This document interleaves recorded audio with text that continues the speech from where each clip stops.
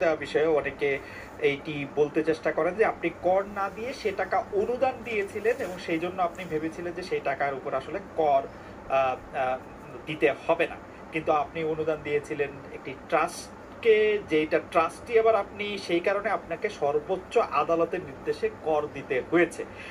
এইটাকে কি আপনি আপনার একটা মিস্টেক বলবেন নাকি, বা আপনার অর্থনীতিবিদদের বা আপনার পরামর্শদাতাদের, নাকি আপনার উপর একটি জুলুম বলবেন? না, আমি বলবেন ভুল সংবাদ দিচ্ছ তুমি, সেজন্য বলবো ভুল সংবাদটা হলো এই, আমার টাকা আমি রোজগার করি, আমি নিজে সিদ্ধান্ত নিয়েছি আমি কোনো কিছুর মালিক হব না। কাজে আমি টাকাটা আমি যেহেতু উপার্জন করেছি সেটা আমি একটা ট্রাস্ট দিয়ে দিতে চাচ্ছি। এখানে একটা কথা আমি না বললেন না, আপনি এটা সিনেমার কাহিনী করতেছেন আর কি। আপনি সামনে দিয়ে ট্রাস্টে কর ফাঁকি দেওয়ার জন্য ট্রাস্টের নামে দিয়ে দিয়েছেন, পিছন দিয়ে ট্রাস্ট থেকে আপনি নিয়ে ব্যবহার করতেছেন।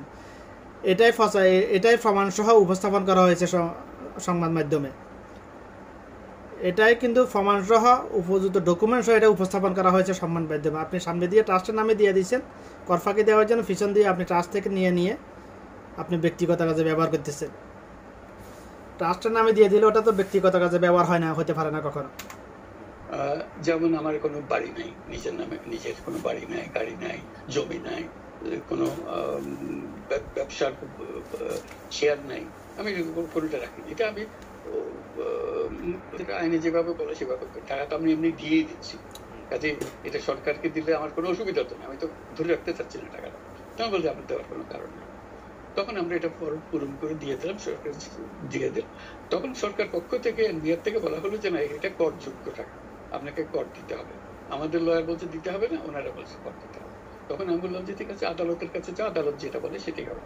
আমার মূল জিনিসটা হলো আদালতে গেছি আমি, সরকার কেউ বলেনি আমাকে আদালতে যাওয়ার জন্য। আমি আদালতে গেছি তার একটা নিষ্পত্তি করার জন্য, এটাকে কর দিতে হবে না দিতে হবে না।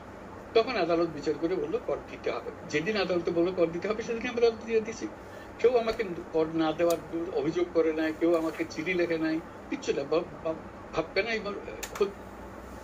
এখানে আমি একটা গুরুত্বপূর্ণ একটা কথা বলতে চাই আপনার কাছে। আমার প্রশ্নটা এই জন্যই যে অর্ধ পৃথিবীর খলিফা ওমর রাদিয়াল্লাহু তাআলা যদি জুমার খুতবা বন্ধ করে প্রশ্নের জবাব দেওয়া লাগে, দিতে বাধ্য হয়, যে বাইতুল মাল থেকে প্রাপ্য কাপড় দিয়ে কারো একটা পরিপূর্ণ জামা হয় নাই, আপনার জামা কেমনে হলো, এই প্রশ্নের জবাব দেওয়া লাগে, তাহলে আপনি কোন ক্ষেত্রে মূলাবেগুন হয়েছেন? আপনাকে আমার এই প্রশ্নের জবাব দিয়ে তবে এই প্রশ্ন বাংলাদেশের 20 কোটি জনগণের।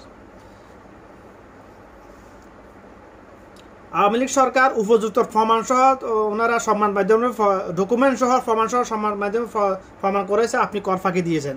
আপনি এখন মুখে বলতেছেন আপনি কোর্টের নির্দেশনা অনুযায়ী আপনি কর পরিশোধ করেছেন, আপনি ওনারা ডকুমেন্ট শো করেছে আপনি কর ফাঁকি দিয়েছেন। এখন আপনি ডকুমেন্ট শো করতে হবে আপনাকে, আপনি যে কর পরিশোধ করেছেন এটার ডকুমেন্ট কোথায়? আপনি শুধু মুখে বললে হবে না।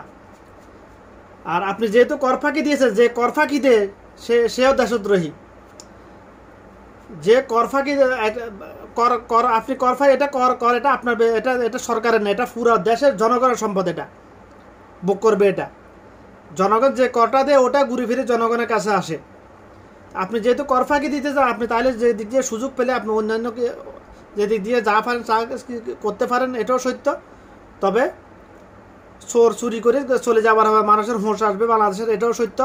আমার কথা হলো, আপনার প্রশ্ন হলো আপনার কাছে আপনি যে কর পরিশোধ করেছেন এটার ডকুমেন্ট আপনাকে দেখাতে হবে সংবাদ মাধ্যমে অবশ্যই। তাহলে বোঝা যায় না আপনি সলিড লোক।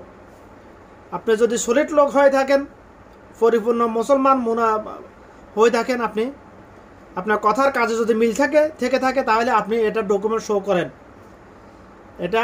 এবং যারা আমার এই ভিডিওটা দেখবেন আপনারা জনস্বার্থে নিজের এবং দেশের জনগণের সাথে এই ভিডিওটা বেশি করে শেয়ার করেন, যাতে আমার এই কথাগুলা ওনাদের কানে পৌঁছায়, ওনাদের চোখের সামনে এগুলা বাসে,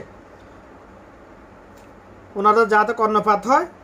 এই ভিডিওটা বেশি করে শেয়ার করেন বাংলাদেশের সকল জনগণ, না হলে পরে পস্তাবেন। সোজ যাওয়ার পরে বুদ্ধি আসে, কোনো লাভ নেই।